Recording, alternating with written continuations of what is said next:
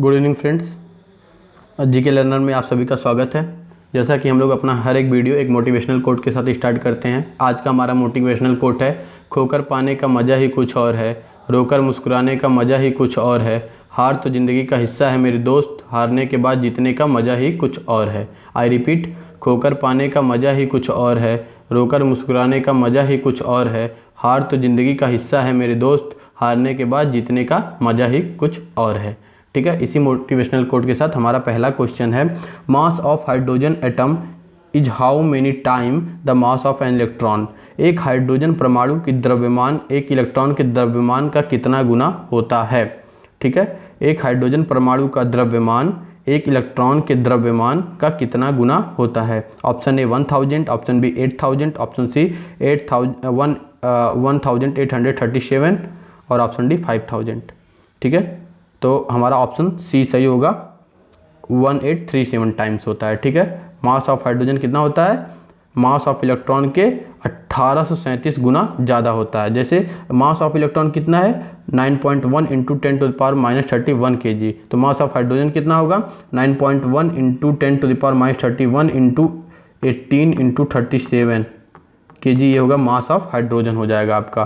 ठीक है, क्योंकि मास ऑफ हाइड्रोजन इलेक्ट्रॉन के 1837 गुना ज़्यादा है। ठीक, चार्ज, अब इलेक्ट्रॉन की बात है तो इलेक्ट्रॉन पे चार्ज कितना होता है, तो charge of electron is 1.60 into 10⁻19 coulomb. ठीक है, चार्ज की ऐसा यूनिट होती है कूलाम। ठीक है, ठीक, आते हैं नेक्स्ट क्वेश्चन पे। Which of the following are fabric that में कंटेन पॉलिस्टर। ठीक, निम्नलिखित में से कौन से कपड़ों में पॉलिस्टर हो सकता है। पॉलीकॉट, दूसरा है पॉलीवूल, तीसरा है टेरिकॉट। ठीक है, तो आपके पास चार ऑप्शन हैं, ये चार कपड़े आपको दिए गए हैं। ठीक है ना, ये चार कपड़े दिए गए हैं, तीन कपड़े दिए गए हैं, पॉलीकॉट, पॉलीवूल, टेरिकॉट, और उसमें से बताना है किसमें पॉलिस्टर हो सकता है। ठीक है, तो किसमें हो सकता है, आपके पास 4 सेकेंड है। हमारे यहाँ पे ऑप्शन डी सही है। ठीक है, क्यों, पॉलीकॉट, पॉलीवूल और टेरिकॉट तीनों में आपको पॉलिस्टर मिलेगा। ठीक है ना, तीनों में आपको पॉलिस्टर मिलेगा। ठीक, अब आते हैं नेक्स्ट क्वेश्चन पे। Which of the following term does not represent electric power in circuit. ठीक है, निम्नलिखित में से कौन सा पद विद्युत परिपथ में विद्युत शक्ति को निरूपित नहीं करता है। ठीक, तो अब देखिए इलेक्ट्रिक पावर P बराबर क्या होता है, P बराबर होता है IV होता है। तो इसमें पूछा कौन निरूपित नहीं करता है, मतलब हमको एक ऑप्शन मिल गया, यानी C निरूपित करता है, लेकिन हमको क्या खोजना, कौन निरूपित नहीं करता है। अब देखिए आपको P = I तो फार्मूला याद है। ठीक, अब यहाँ पे एक फार्मूले का और यूज करना पड़ेगा, वो है ओम्स लॉ। ओम्स लॉ क्या कहता है, V = IR।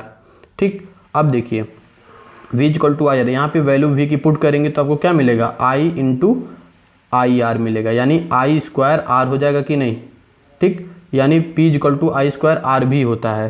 ठीक, P = I² RV होता है, यानी ये भी इलेक्ट्रिक पावर बराबर होता है I² R। ठीक, अब हमारे पास बचे दो ऑप्शन, इनमें से एक सही होगा एक गलत होगा, तो एक और चेक कर लेते हैं। ठीक है, तो P = क्या होता है, IV होता है, और V = क्या होता है, IR। ठीक, इस फॉर्मूले में देखिए, इसमें देखिए V = IR, इसमें पुट कर लीजिए I बराबर पुट कर, यहाँ से अगर I की वैल्यू आप निकालेंगे तो क्या आएगा, I की वैल्यू V/R आएगा, तो V/R इसमें पुट जब करेंगे आप, तो V/R जब पुट होगा तो क्या हो जाएगा, V/R, तो V²/R हो जाएगा, होगा कि नहीं।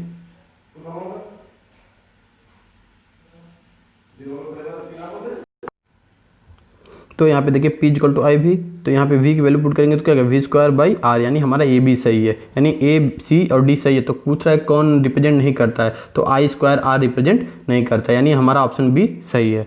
ठीक है, अब आते हैं नेक्स्ट क्वेश्चन पे। A positively charge particle projected toward west is deflected towards north by the magnetic field, what is direction of magnetic field. पूछ रहा है पश्चिम की ओर प्रक्षेपित कोई धनावेशित कण किसी चुंबकीय क्षेत्र द्वारा उत्तर की ओर विक्षेपित हो जाता है, तो ठीक, what is direction of magnetic field की डायरेक्शन पूछा है।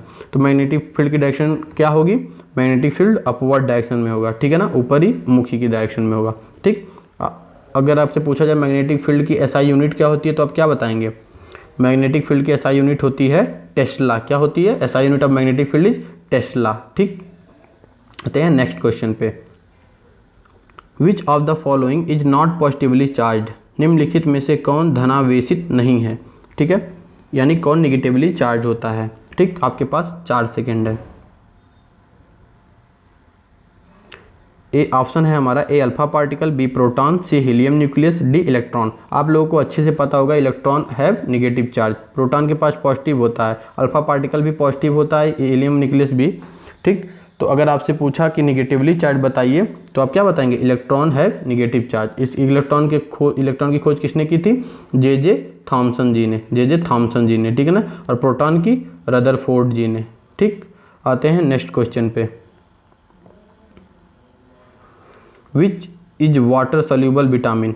ठीक है ना, इनमें से कौन सा विटामिन वाटर जल में घुलनशील है? ठीक, आपके पास 4 सेकेंड है।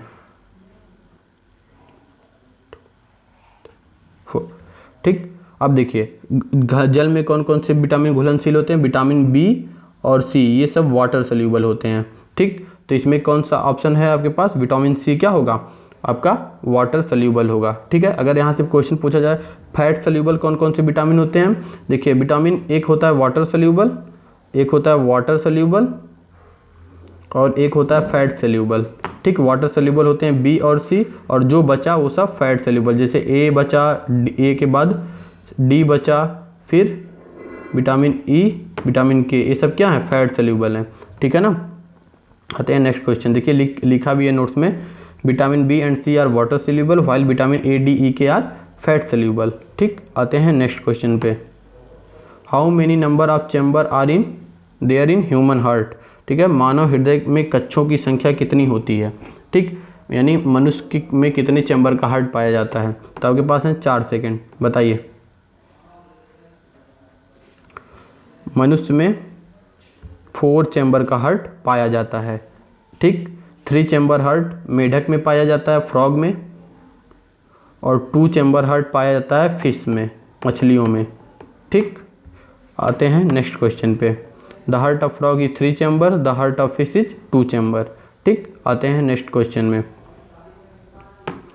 विच of the following is not present in matured stomata? एक वयस्क रंध्र में निम्नलिखित में से कौन सा उपस्थित नहीं होता है? ठीक, A plasmodesmata, C chloroplast, D C cell wall, D vacuole. ठीक, तो एक वयस्क रंध्र में प्लाज्मोडेस्मा प्रेजेंट नहीं होता, उपस्थित नहीं होता है। ठीक है, ठीक, थोड़ा हगलाने के लिए सॉरी। ठीक है ना। आते हैं नेक्स्ट क्वेश्चन पे। 9, question number 9। What is are the cause of arise hypermetropia? देखिए आई हाइपरमेट्रोपिया क्या है? एक डिफेक्ट है जो कहाँ हमको होती है? आई में। ठीक है, आई डिफेक्ट है। ठीक, तो पूछ रहा है कि इसका कारण क्या होता है। ऑप्शन ए है अभिनेत्र लेंस की वक्रता का अधिक होना, यानी excessive curvature of eye lens, elongation of eye ball, नेत्र गोलन का लंबा होना। ऑप्शन सी है focal length of the eye lens is too long, अभिनेत्र लेंस की फोकस दूरी का अधिक होना। No option is correct. ठीक है, तो आपके पास 4 सेकेंड है कि हाइपरमेट्रोपिया हमको क्यों होती है। ठीक, हाइपरमेट्रोपिया में तो क्या होता है? दीर्घ दृष्टि दोष, मतलब हमको नज़दीक की चीज़ें नहीं दिखाई देती हैं परंतु दूर की चीज़ें दिखाई देती हैं हाइपरमेट्रोपिया में। तो हमारा ऑप्शन सी यहाँ पे सही होगा, focal length of eye lens is too long. ठीक है, जब आई लेंस का फोकल लेंथ लंबा बढ़ जाता है तो हमको क्या होता है? हाइपरमेट्रोपिया। और हाइपरमेट्रोपिया में क्या होता है? हमको नज़दीक की चीज़ें नहीं दिखाई देती हैं लेकिन दूर की चीज़ें हमको क्लियर दिखाई देती हैं। ठीक, अब अगर हाइपरमेट्रोपिया हमको हो गया तो हम पूछ लें अगर कि कौन सा लेंस यूज होगा इसको करेक्ट करने के लिए, तो हम कॉन्वेक्स लेंस यूज करते हैं विथ सुटेबल पावर। ठीक है, convex lens with suitable power is use to correct hypermetropia. ठीक है, एक आई डिफेक्ट और इंपॉर्टेंट है आपके लिए, मायोपिया। ठीक, मायोपिया। ठीक, मायोपिया में क्या होता है? ये क्या था? दूर दृष्टि दोष। ये क्या है? निकट दृष्टि दोष। ठीक, निकट दृष्टि दोष। ठीक है, इसमें क्या होता है? इसमें नज़दीक की चीज़ें तो अच्छे से दिखाई देती हैं, निकट दृष्टि दोष, नज़दीक की चीज़ें तो अच्छे से दिखाई देती हैं पर दूर की चीज़ें दिखाई नहीं देती हैं। ठीक है, और इसको करेक्ट करने के लिए हमको कौन सा लेंस यूज होता है? Concave lens. ठीक, कौन सा लेंस? कॉनकेव लेंस से हम मायोपिया को करेक्ट करते हैं। ठीक, आते हैं नेक्स्ट क्वेश्चन पे।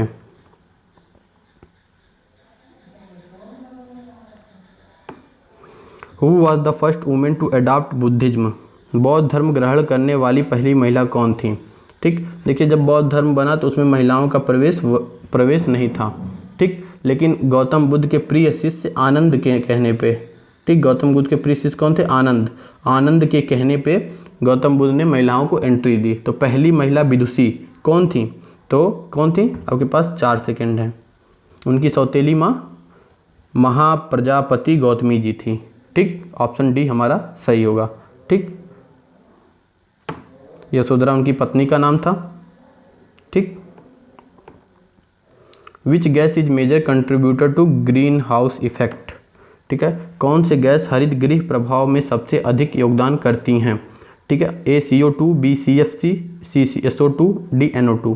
ये जो जितनी भी गैसें दी गई हैं ना, सब ग्रीन हाउस गैसेस हैं, लेकिन आपसे पूछ रहा है सबसे अधिक कौन सी गैसेस कंट्रीब्यूट करती हैं। ठीक, तो आपके पास 4 सेकेंड है। टिक टिक टिक टिक ऑप्शन ए हमारा सही होगा, CO2। ठीक है, CO2 सबसे ज़्यादा ग्रीन हाउस गैस को में कंट्रीब्यूट करती है। मतलब जो भी वार्म हीट निकलती है यहाँ से, वो सब क्या इन्वायरमेंट में जाने से, स्पेस में जाने से ये सब गैसें रोकती हैं। ठीक है, लेकिन सबसे ज़्यादा रोकती कौन है? CO2। ठीक, अब आते हैं ग्रीन हाउस गैसेस के बारे में थोड़ा जान लेते हैं। पिछले वीडियो में मैं डिस्कस कर चुका हूँ, इसमें एक बार और बता देता हूँ आपको। ठीक है, ताकि रिवाइज होते रहे। अगर आप चीज़ों को रिवाइज करेंगे तो आपको याद रहेगा। ठीक, ग्रीन हाउस इफेक्ट क्या होता है? It is a natural process that warms the earth surface. ठीक, when the sun energy reaches the earth atmosphere, some of it is reflected back to space and rest is absorbed and radiated by greenhouse gases। Green house gases कौन कौन सी हैं? CO2, CH4, nitrous oxide और ozone. ये सब क्या हैं? Green house gases हैं। ठीक, आते हैं नेक्स्ट क्वेश्चन पे। What is capital of Australia? Australia की राजधानी क्या है? ए कैनबरा, बी सिडनी, सी मेलबॉर्न, डी डार्विन। ठीक है, तो ऑस्ट्रेलिया की कैपिटल क्या है? कैनबेरा। ठीक है ना। ठीक, और ऑस्ट्रेलिया की करेंसी क्या है? Australian dollar. ऑस्ट्रेलिया की करेंसी क्या है? Australian dollar. अब आते हैं नेक्स्ट क्वेश्चन पे। When did battle of Plassey fought? ठीक, प्लासी का युद्ध कब हुआ था?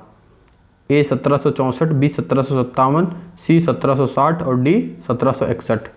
तो बैटल ऑफ प्लासी कब हुआ था? आपके पास 4 सेकेंड। बैटल ऑफ प्लासी 1757 में हुआ था। किसके किसके बीच में हुआ था? अंग्रेजों और सिराजुद्दौला के बीच हुआ था। ठीक है ना, अंग्रेजों वर्सेस सिराजुद्दौला के बीच। ठीक है, जिसमें अंग्रेज जीत गए थे। ठीक, फिर उसके बाद 1764 में होता है बैटल ऑफ बक्सर। ठीक है, किसके किसके बीच? अंग्रेजों और मीर कासिम के बीच, जिसमें फिर अंग्रेज जीत जाते हैं और वहीं से पूरी तरह इनका कब्जा हो जाता है। ठीक, अब आते हैं नेक्स्ट क्वेश्चन पे। Which sector contribute the maximum share in national income of India? भारत की आय में अधिकतम हिस्सेदारी किस क्षेत्र की है? A primary, B secondary, C tertiary, D all of the above. ठीक है, पूछ रहा है सबसे ज़्यादा कौन शेयर करता है भारत में। ठीक है ना, हिस्से आय में हिस्सेदारी सबसे ज़्यादा किस सेक्टर से आता है? तो हमारा ऑप्शन सी यहाँ पे करेक्ट होगा, टर्सरी सेक्टर। ठीक है, टर्सरी सेक्टर सबसे ज़्यादा कंट्रीब्यूट करता है नेशनल इनकम में। ठीक है, सबसे कम कौन करता है? Primary sector. ठीक, अब आते हैं नेक्स्ट क्वेश्चन पे। Who was the author of the autobiography the Indian struggle? ठीक, द इंडियन स्ट्रगल आत्मकथा के लेखक कौन हैं? ए सुभाष चंद्र बोस, बी महात्मा गांधी, सी लाला लाजपत राय, डी जवाहरलाल नेहरू। ठीक, तो आपके पास 4 सेकेंड है, बताइए।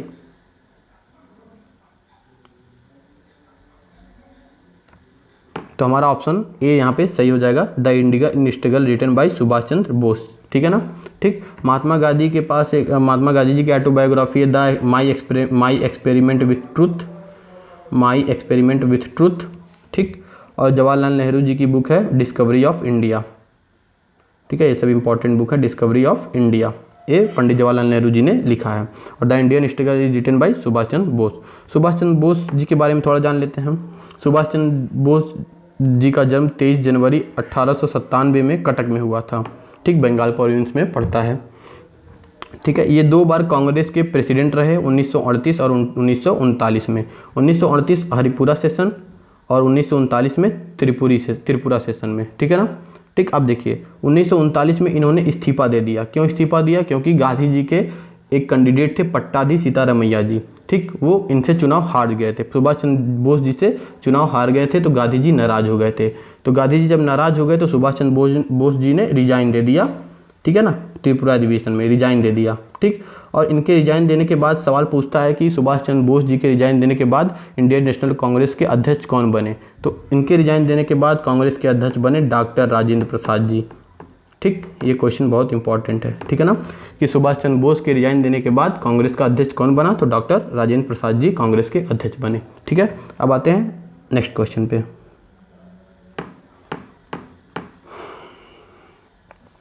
हमारा लास्ट क्वेश्चन है, who was the mother of Mahatma Gandhi? ठीक, पूछ रहा है महात्मा गांधी की माता का क्या नाम था? तो A Putlibai, B Hirabai, C Kasturba Bai या डी कमलाबाई। ठीक, तो महात्मा गांधी जी के माता का नाम क्या था? सबको पता होगा, पुतलीबाई। ठीक है, इनकी माता का नाम क्या था? पुतलीबाई। इनके पिता का नाम था करमचंद गांधी।